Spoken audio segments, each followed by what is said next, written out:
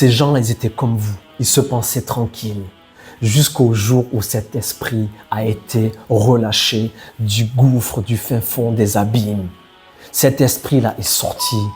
Il a envahi et possédé ces gens-là qui pensaient avoir acquis l'amour. Je t'assure, cet esprit, il va te saisir. Et tu tueras ta femme et tes enfants, ton voisin, ton proche parent, ton ami d'enfance. Parce que ces gens-là, croyez-moi, quand vous les auriez vus la veille, c'était des gens comme vous, des gens normaux. Le lendemain matin, c'était fini. Fini. Ne prenez pas à la légère le prérequis à l'amour. C'est la sainteté.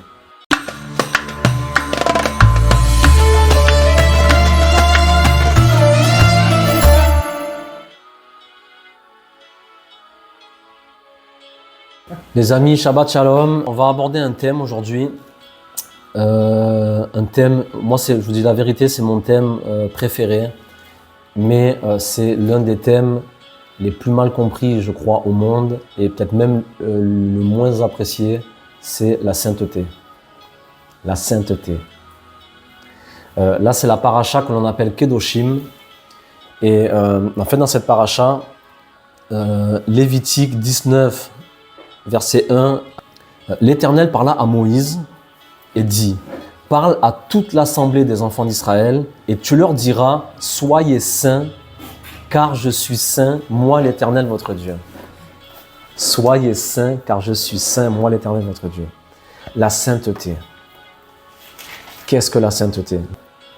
Mais en fait, dans ce même texte de Lévitique, nous voyons quelques versets plus loin, Lévitique 19, 18, le verset le plus connu au monde, et là je suis sûr que vous tous vous le connaissez, tu aimeras ton prochain comme toi-même.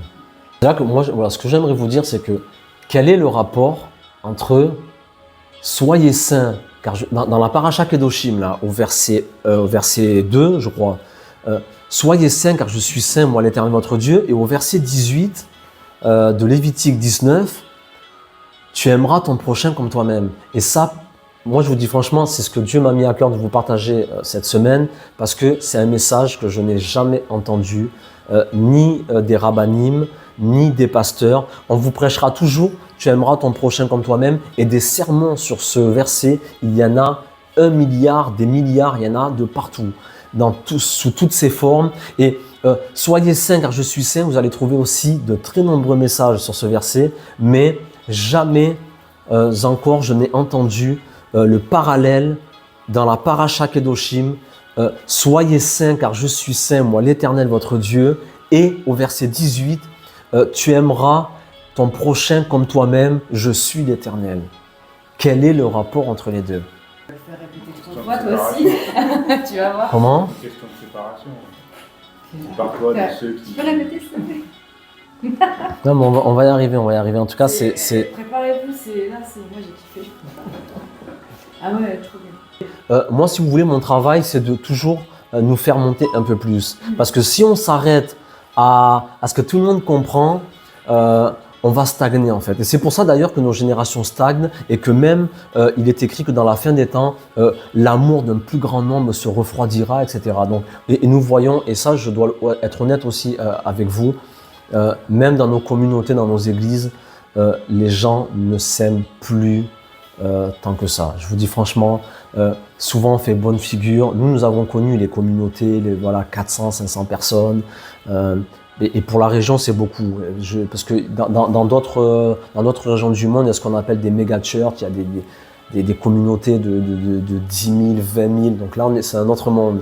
Mais même dans nos petites communautés ici, il faut comprendre que quand vous voyez toutes ces personnes, c'est vrai que nous sommes comme dans une forme de communion. Nous venons écouter un message le dimanche ou le samedi pour ceux qui vont à la synagogue. Mais je vous dis franchement, en dehors du culte, qu'est-ce que vraiment l'amour déjà? Parce que est-ce que l'amour entre nous, il s'arrête juste là au temps du culte alors? On se réunit là 1 heure, 1 heure et demie, on est là, on s'aime, et après durant toute la semaine, non mais peut-être que mon frère est en train de crever de faim en fait. Mais est-ce que je le sais? Est-ce que je m'en préoccupe? Est-ce que je m'en préoccupe? Ou est-ce que je suis dans ma bulle, dans mon coin, et en fait les autres je m'en tape en fait? Non, mais pour parler franchement, parce que souvent, nous, et moi je vous dis franchement, nous avons souvent pleuré à cause de cela, parce que vous pouvez vous retrouver au final au milieu de 500 personnes, au milieu de 1000 personnes, au milieu de 2000 personnes, que vous appelez « Oh, shalom mon frère, shalom ma soeur ». Shalom mon frère, shalom ma soeur, mais en réalité ces gens-là, ils sont seuls. Et en fait, tout le monde est seul. Le dimanche, nous allons nous retrouver à 1000, 2000, mais toute la semaine, il y a des gens qui souffrent, il y a des gens qui sont dans leurs problèmes et qui sont seuls. Donc déjà, tu vois, moi quand on me dit oui, mais vous, vos trucs là, Shabbat et tout, la loi, de quoi on parle? Et est-ce que toi tu respectes déjà le commandement, tu aimeras ton prochain comme toi-même? Et qu'est-ce que veut dire tu aimeras ton prochain comme toi-même? Et c'est là que, voilà, et pour ça c'est comme disait, le premier niveau, c'est tu dois apprendre à t'aimer pour aimer l'autre. Donc déjà, si tu n'aimes pas l'autre, c'est que tu ne t'aimes pas. Donc dans la plupart de nos communautés, je suis obligé de le dire, moi quand je vous vois dans votre façon d'aimer les gens, mais on ne parle même pas des gens, des étrangers, votre façon d'aimer les frères et sœurs, vous ne vous aimez pas. L'amour, vous n'avez pas reçu l'amour de Dieu en vous, jamais de la vie. C'est là que je disais il n'y a pas longtemps l'hypocrisie. L'hypocrisie qui règne au milieu de nous. L'hypocrisie, où on fait semblant. Oh, je t'aime, mon frère, ma soeur. C'est pas vrai, tu m'aimes pas. Si tu m'aimais, tu pleurerais pour mes problèmes. Tu partagerais même mes problèmes. Tu partagerais ton pain avec moi. Et j'en passe. D'accord? Nous sommes d'empathie. D'empathie. Mais ça, c'est vraiment le niveau bas. Mais le niveau bas que personne ne met en application. Je vous parle du niveau le plus bas, là. Là, on est au ras les pâquerettes dans ce que je vous dis. Au ras les pâquerettes. Et même ça, on ne sait pas l'appliquer. Mais est-ce que, parce qu'on ne sait pas appliquer ça, alors on en reste là? Eh bien non. On va monter. Et c'est là que je vous dis que le mal ou les maux de notre génération, c'est parce que nous ne connaissons pas les secrets de la Torah. Donc, nous restons toujours au ras les pâquerettes. Donc, pour monter un peu, le second niveau, là, on était au premier palier. On va monter une marche et aime ton prochain comme toi-même. Donc là, on va monter un peu. Donc, ainsi, si tu arrives, ça c'est le deuxième niveau, si tu arrives toi à t'aimer avec tes défauts, parce que vous avez des défauts, vous arrivez à vous... Oui, il n'y a que toi qui n'as pas de défauts, mais nous avons tous des défauts, ok? Donc, tu arrives à t'apprécier avec tes défauts. Donc ça c'est le second niveau, apprends à apprécier l'autre aussi avec ses défauts. Vous comprenez? Et ça souvent, même ça c'est des enseignements souvent qui ne seront pas donnés. La plupart du temps, vos enseignants, ils vous diront aime ton prochain comme toi-même. Donc voilà, tu dois l'aimer comme toi. Ne fais pas à autrui ce que tu n'aimerais pas qu'on te fasse. Et c'est toujours la même chose. Mais déjà, même dans l'amour, dans aime ton prochain comme toi-même, toi tu arrives à t'apprécier, tu arrives à te lever le matin et te mettre devant ton miroir, beau gosse, belle gosse, et pourtant des défauts tu en as. Tu fais du mal aux gens, des fois tu casses, tu blesses et tu arrives à t'apprécier. Tu arrives à te regarder dans un miroir. Mais par contre quand c'est l'autre qui va te faire ce que toi tu fais aux gens, là tu critiques, tu blâmes, tu juges, tu casses, tu tailles. Mais donc là, pourquoi tu n'arrives pas à aimer l'autre avec ses défauts alors que tu t'aimes toi avec les tiens? Vous comprenez? Et ça, c'est un deuxième niveau. Mais on va monter encore. D'accord? Si vous voulez bien. Ouais, on peut monter encore? Ouais. Ça pique un peu. Vas-y, fais-nous peur. Donc voilà, il y a encore un niveau. Et c'est ce que moi je vais appeler un niveau bien supérieur parce que c'est un très haut niveau. Mais moi, j'ai la conviction profonde que c'est l'endroit, le lieu dans lequel Yeshua voulait nous conduire. Et je vous dis la vérité quand je vous dis que ça, c'est ce qu'on appelle, nous, en hébreu, des ridushim. Moi, si vous voulez, comme je disais tout à l'heure à notre ami, moi, si vous voulez, je me casse la tête en permanence parce que je ne suis pas venu dans cette génération, moi Jonathan, pour vous répéter ce que nos aînés vous ont dit depuis des siècles, des millénaires, et toujours vous rabâcher les mêmes choses. Et c'est là que je vous invite aussi, c'est pour ça que je vous dis que nous devons apprendre à savoir ce qu'est la parole de Dieu et à toujours tenter de retirer un enseignement nouveau. C'est ça qu'on appelle un chidouche. Même quand on dit nouvelle alliance, c'est Berit Radasha. Radash, c'est ce qui est nouveau. Et moi, quand je dis que là, ce matin, je vais vous apporter un ridouche, c'est quelque chose de nouveau. Ok, quelque chose de nouveau, non pas que j'ai inventé, mais quelque chose de nouveau dans la profondeur de ce que Yeshua disait à ses contemporains quand il a dit tu aimeras ton prochain comme toi-même. Ça, c'est le deuxième plus grand commandement. Le premier, c'est tu aimeras l'Éternel ton Dieu de tout ton cœur, de toute ton âme, de toute ta pensée. Le deuxième, c'est aime ton prochain comme toi-même. Mais quand nous revenons à la racine de ce que sont ces commandements que Yeshua donnait à ses talmidim, à ses disciples, nous nous rendons là, en fait, ça nous renvoie à Lévitique 19. Tu aimeras Lévitique 19, verset 18. Tu aimeras ton prochain comme toi-même. Et là, moi, où Dieu m'a parlé cette semaine, c'est on voit que tu aimeras ton prochain comme toi-même. Mais en fait, on se rend compte dans la paracha, la Kedoshim, qu'il y a un prérequis. Avant d'aimer ton prochain comme toi-même, soyez saints, car je suis saint, moi l'Éternel, votre Dieu. Et là, vous allez comprendre. Et là, vraiment, on va monter. Et là, on va monter. Donc, comme je dis tout à l'heure, quel est le rapport? Et déjà, moi, vous voulez, ce qui m'embête un peu des fois dans nos communautés, c'est que la plupart des gens, je vous dis la vérité, vous êtes allergiques à la sainteté. Allergiques. Nous, on l'a vécu. Nous, on l'a vécu. Je vous dis la vérité, je ne veux pas rentrer trop là-dedans parce que ça serait pas bon pour l'Église, pour la communauté. Mais nous, je vous dis la vérité, et nous-mêmes, nous ne nous considérons pas comme des super saints, mais partout où on allait à l'époque, on nous voyait comme des extraterrestres. Non, je vous dis la vérité, je ne vous parle pas dans le monde, dans l'Église. Les gens nous voyaient comme des extraterrestres. Mais pourtant, c'est là que je vous dis qu'on n'a pas la même conception de ce qu'est la Bible, la parole de Dieu. C'est là que je vous dis que la plupart de nos frères et sœurs, vous vous contentez du minimum en fait. Du minimum. Voilà, je viens au culte, j'ai dit bonjour à mon frère. Moi je suis plein d'amour. Hein. Ah, moi j'aime, regarde, je suis là, je l'ai pris par l'épaule. Oh, ça va mon frère, ma sœur, oh, tu sais, je t'aime. C'est ça l'amour. C'est ça l'amour, mais les gens se contentent de ça. Et donc voilà, pour en revenir au rapport, quel est le rapport entre soyez saint et tu aimeras ton prochain comme toi-même? Ok? Et il y a un verset aussi qui est intéressant dans Galates. Là, c'est l'apôtre Paul qui parle. Il parle aux Galates, il écrit une lettre à l'église qui était en Galatie, et il leur dit car toute la loi est accomplie dans une seule parole, dans celle-ci, tu aimeras ton prochain comme toi-même.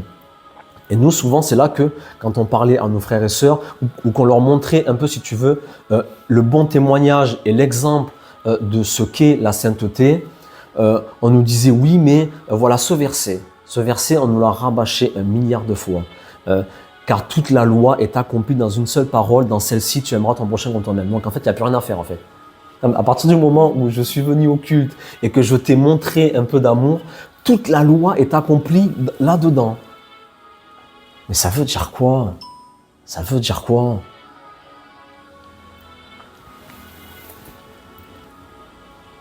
Et pour être honnête avec vous, voilà, c'est ici et maintenant que je vais vous déranger un peu. Parce que moi, c'est mon travail de vous déranger. D'accord? Sinon, je reste couché. C'est pour vous dire, apprends à t'aimer pour aimer l'autre. Franchement, je reste couché et ça c'est pas la peine. D'accord? Donc, là, je vais vous poser deux questions. Deux questions, mais c'est une seule et même question. Donc, comment reconnaître, parce que pour aimer ton prochain, tu dois t'aimer d'abord. Comment reconnaître une personne qui s'aime? Donc, ça veut dire que pour savoir si la personne m'aime comme elle-même s'aime, aime ton prochain comme toi-même, donc il me faut des signes. Donc, quel est le signe? Comment reconnaître une personne qui s'aime? C'est une bonne question, ça.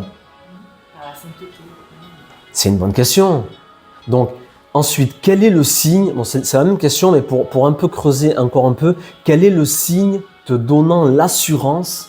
Donc, tu dois avoir des signes qui te donnent l'assurance qu'une personne a appris à s'aimer. Est-ce qu'elle se respecte? Exactement, on commence à arriver. On commence à arriver. Et ça, je vous dis la vérité, les amis, c'est un message. Moi, c'est pour ça que j'appelle ça un ridouche, parce que c'est quelque chose de nouveau. C'est quelque chose de nouveau, mais je suis convaincu que c'était la profondeur du message de ce que Yeshua voulait nous transmettre, lui connaissant toute la Torah et les secrets qu'il y avait dans la Torah. Donc quand Yeshua dit « aime ton prochain comme toi-même », excusez-moi frères et sœurs, il n'était pas en train de vous dire « rends-toi au culte le dimanche, fais une caresse sur l'omoplate de ton frère et faire semblant de prendre de ses nouvelles. » Mais en fait, voilà, des faux semblants et c'est pas ça du tout. Donc, mon frère, ma sœur, le signe, je vois que voilà, vous êtes intelligent, vous avez déjà compris où je voulais en venir. Le signe, mon frère, ma sœur, il y a un signe. Le signe, c'est que la personne qui s'aime, une personne qui s'aime, c'est pour ça que je vous dis, je vais vous déranger et vous bouleverser. Une personne qui s'aime est une personne qui ne pêche pas. C'est ça, une personne qui s'aime. Et là, je vous dis la vérité, si je disais ça devant des foules, je mettrais les foules à terre, à plat ventre, parce que c'est une notion que l'humanité, notre génération, et même les générations d'avant n'ont pas compris. Une personne qui s'aime, c'est une personne qui ne pêche pas, comme l'a dit Jérôme, une personne qui se respecte. Et là, on est loin de la notion, voilà, apprends à t'aimer, parce que tout ça, l'être humain ne sait même pas ce qu'est l'amour. L'être humain ne sait même pas ce que ça veut dire que s'aimer et aimer l'autre. Donc on va avancer un peu pour essayer de faire vite. Donc je vais prendre un verset, deux versets, pour nous faire comprendre un peu. L'apôtre Paul encore, le merveilleux apôtre Paul, que j'aime de tout mon cœur. Non, parce que pourquoi? Parce que la plupart des gens, pour contredire un peu, parce que nous, c'est vrai qu'on a tendance, c'est vrai, je le reconnais, à aller un peu haut. Mais pourquoi on monte? Pour ne pas laisser les gens en bas, d'accord? Et chaque fois que nous essayons de montrer un peu un niveau de sainteté un peu élevé, un niveau d'assiduité un peu élevé, un niveau de consécration un peu élevé, un niveau de prière un peu élevé, tout de suite, oh là là, mais vous, tout le temps, vous en faites trop. Et tout le temps, on nous cite Paul pour essayer de nous ramener en bas. Comme si Paul, comme si Paul, il vivait en bas, en fait. Pas du tout.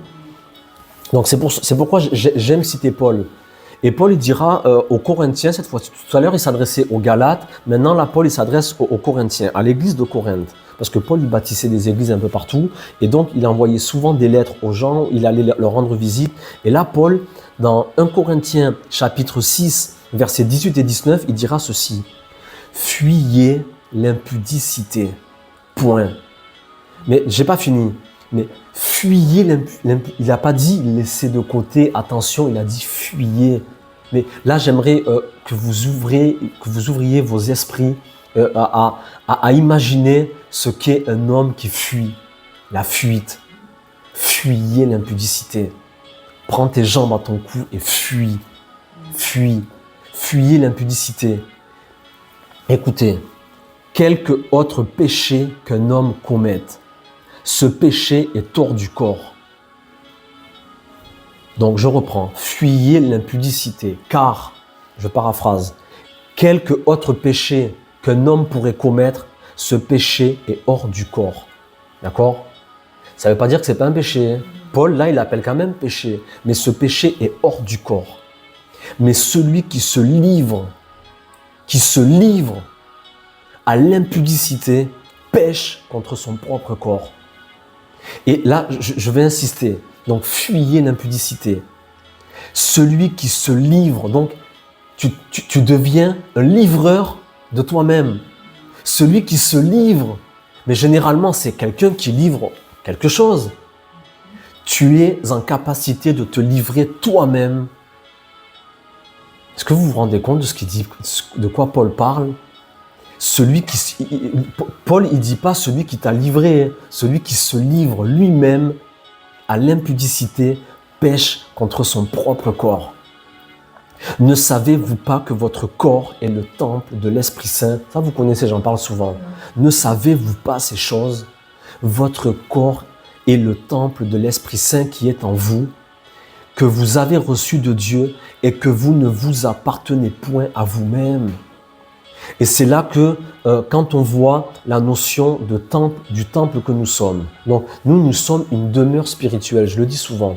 Si tu n'es pas animé de l'Esprit Saint, étant une demeure spirituelle, la nature ayant horreur du vide, forcément, tu laisseras place à autre chose. C'est pour ça, quand je vous dis que nous devons être entiers, quand Yeshua dit « Tu aimeras l'Éternel ton Dieu de tout ton cœur », pourquoi il dit de tout et de tout?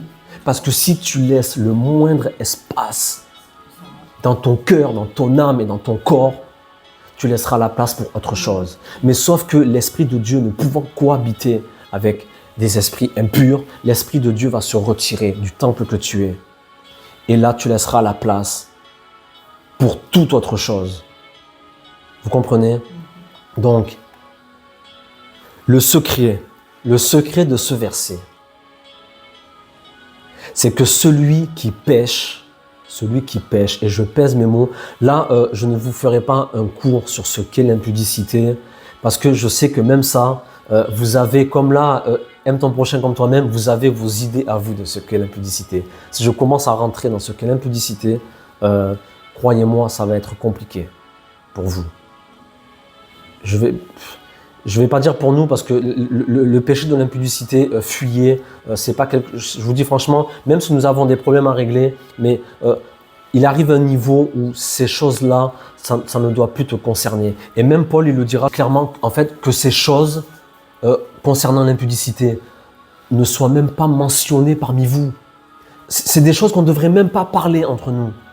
Mais c'est le péché, croyez-moi les amis, le plus commis, le plus accepté aujourd'hui, au milieu de nous, dans l'Église. Dans l'Église, l'impudicité, la débauche. C'est le péché le plus accepté aujourd'hui, toléré et commis. Et j'aime beaucoup ce qu'a dit un homme de Dieu, parce que là je me sens obligé même de vous en parler. Parce que, voilà, juste une parenthèse, une micro-parenthèse sur l'impudicité, parce qu'on ne comprend pas ces notions souvent. Un homme de Dieu, un grand homme de Dieu, le prophète Hubert Engel, vous savez ce qu'il a dit? Je montrais ça à mon épouse il y a quelques jours. Vous savez ce qu'il a dit? Un grand homme de Dieu. Vous savez ce que le diable à Satan, le Satan a réussi à faire?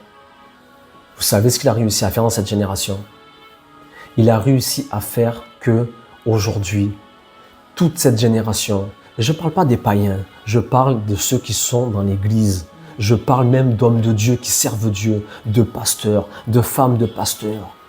Vous savez ce que le diable a réussi à faire, et ce n'est pas de moi, mais ça m'a frappé ce que cet homme de Dieu a dit.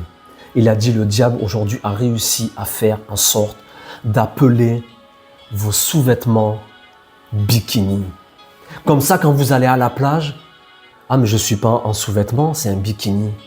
Et lui, il a dit, mais mon frère, ma sœur, quand tu vas à la plage, tu es en culotte et en soutien-gorge et tu n'as même pas honte. Pour rester poli, hein. Et tu n'as même pas honte. Je paraphrase.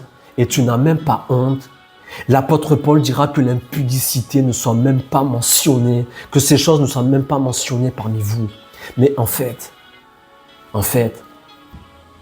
vous comprenez?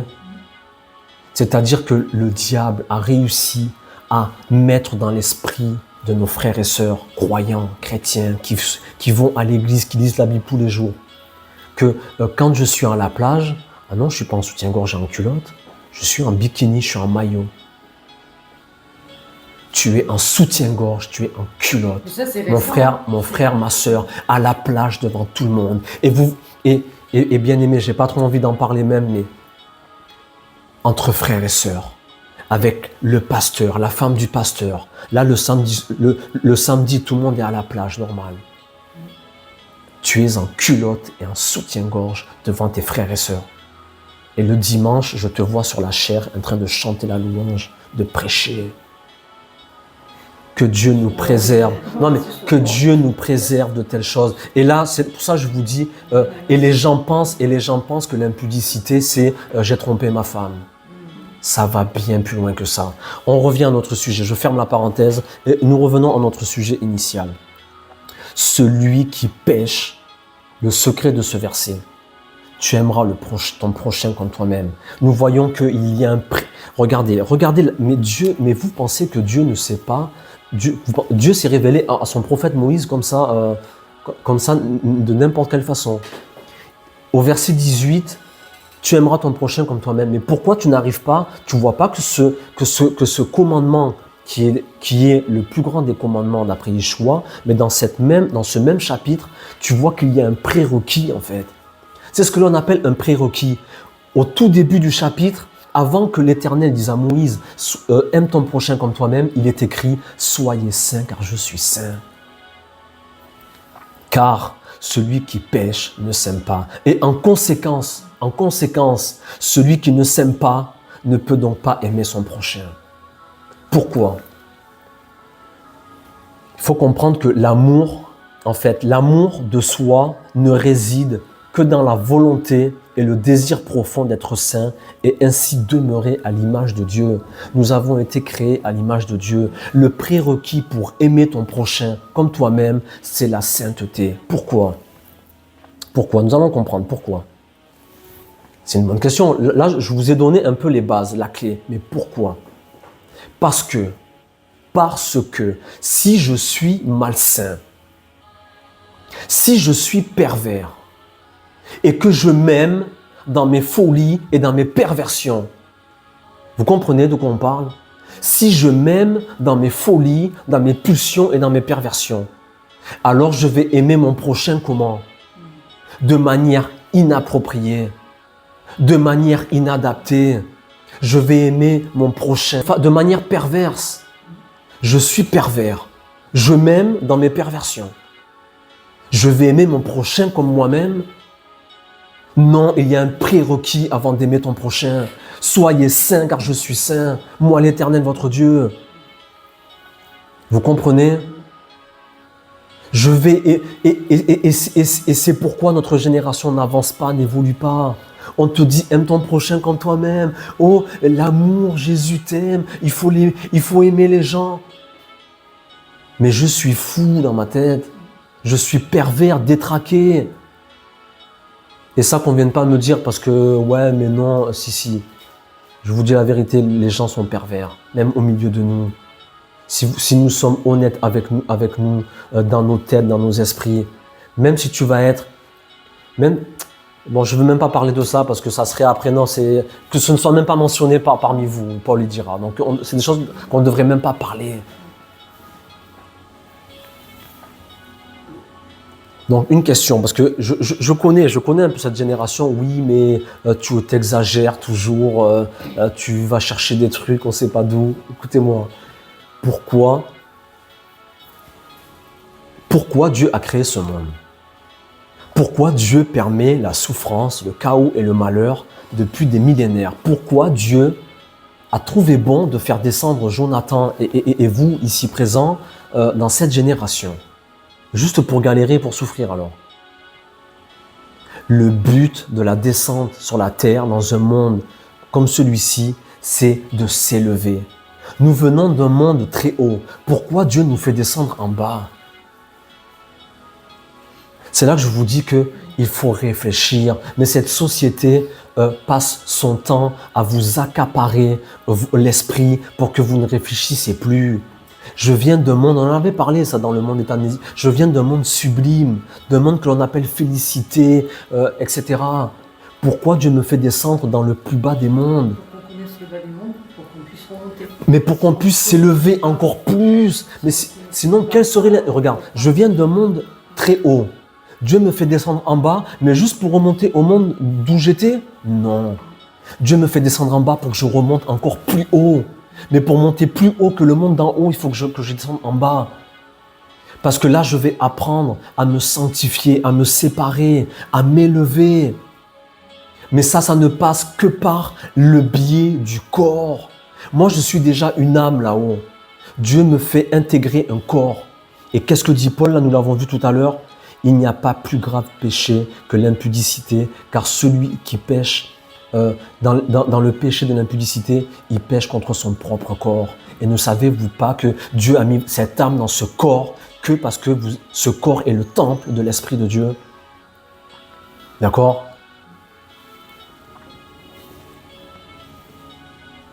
Donc ainsi, étant saint dans l'acte, ok, la parole et la pensée, je peux alors aimer mon semblable de façon adaptée, de façon appropriée, de façon conforme, mais pas avant d'avoir acquis la sainteté, la sanctification, pas avant m'être séparé, c'est impossible.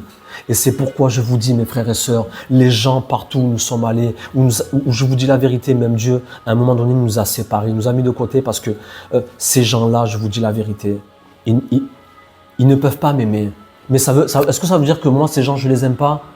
Moi, ces gens, je les aime de tout mon cœur. Mais je les aime tellement de tout mon cœur que je pleure pour eux. Je pleure pour eux. Parce que ces gens-là ne m'aiment pas, mais ils ne peuvent pas m'aimer. Ils ne s'aiment pas eux-mêmes. Ils pêchent et tout va bien. Et tout va bien. Mais tu ne peux... Et c'est là qu'on te dit souvent dans l'église, c'est le seul commandement, comme le dit Paul dans Galates, toute la loi réside dans ce commandement, tu aimeras ton prochain comme toi. Mais pourquoi Paul dit toute la loi est dans ce commandement? Et c'est aussi simple que ça. Parce qu'il y a tout, toute la condition de sainteté, c'est un prérequis. Soyez saints car je suis saint, moi l'Éternel. Ensuite, tu pourras aimer ton prochain comme toi-même.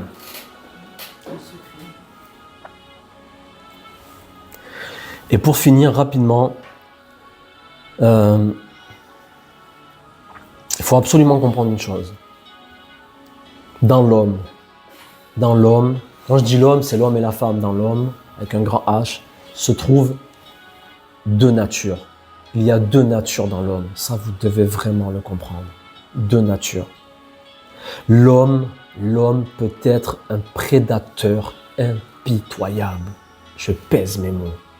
L'homme peut être un prédateur impitoyable. Ok? Ou un ange de miséricorde infinie. Mais ces deux natures sont en toi. Ces deux natures sont en toi.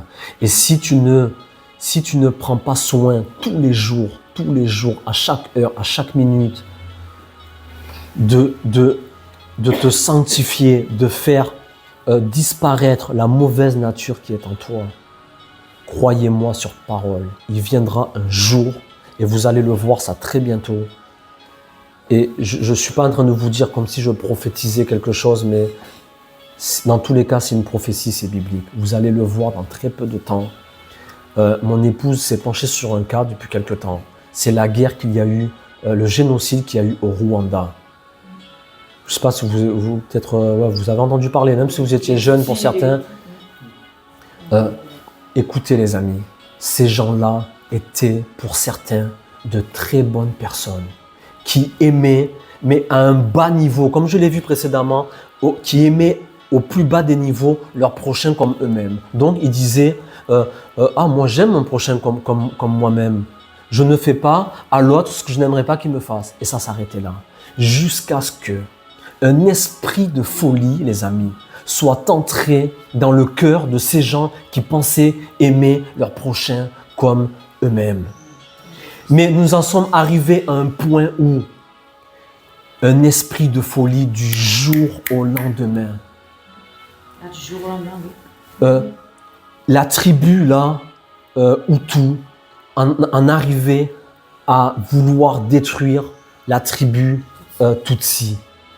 Et il y a eu un bain de sang, un carnage, où l'homme s'est retrouvé, le mari s'est retrouvé à vouloir assassiner son épouse et à tuer ses enfants. De quoi on parle? Des êtres humains comme vous et moi, qui pensaient aimer leur femme. La veille, ces gens-là, la veille, étaient en train de cuisiner, en train de préparer le repas avec leurs enfants, leurs femmes. Oh, je t'aime, ma chérie, bonne nuit. Le lendemain matin, le gars là, il se lève et il tue sa femme et ses enfants. Pourquoi? Un coup de machette. Pourquoi? Parce qu'il pensait, à tort, à tort, aimer son prochain comme lui-même. Mais il n'avait pas atteint le niveau de ce qu'est l'amour. De ce qu'est l'amour. Et ça, c'est Yeshua qui révélera le secret dans Jean 13, 34. Je vous donne un commandement nouveau. Aimez-vous les uns les autres, non pas comme vous-même, comme moi je vous ai aimé.